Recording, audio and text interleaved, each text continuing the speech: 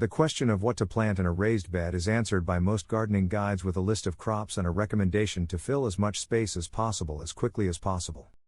Serious food gardeners who have managed raised beds through multiple seasons know that the more productive answer to the question is not which crops but in what system, because a raised bed planted without a system produces good results in the first flush of the season and declining results as the season progresses, while a raised bed managed as an integrated planting, feeding, and watering system produces increasing results through the full season and into subsequent seasons as the soil biology develops.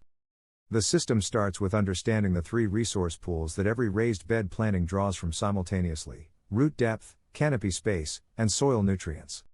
Most beginning raised bed growers draw from only one of these three. They fill the surface area of the bed with plants that all occupy the same root depth, the same canopy height, and draw from the same nutrient pool. The result is a planting that works at the season's beginning and competes itself into declining production as root zones overlap, canopy shading increases, and the shared nutrient pool is drawn down without adequate replacement. The correctly managed raised bed is vertically differentiated. Tall fruiting crops, indeterminate tomatoes, climbing pole beans, cucumbers on a trellis, occupy the highest canopy space and the deepest root zone.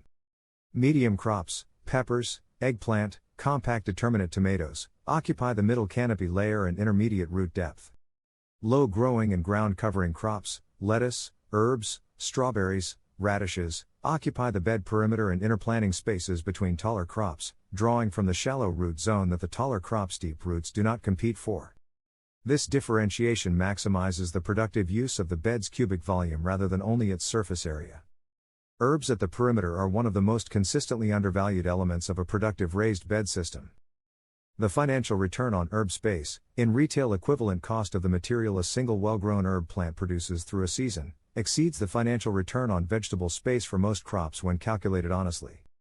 A single basil plant at full production provides more pesto, salad, and cooking material than a household can use without preservation. A single parsley plant eliminates the grocery store parsley purchase for the entire season. Chives, thyme, rosemary, and oregano require no management beyond occasional harvesting and provide material indefinitely once established. Positioned at the perimeter where they can be harvested without disturbing the interior root structure of taller crops, they represent the highest value per square foot use of raised bed edge space.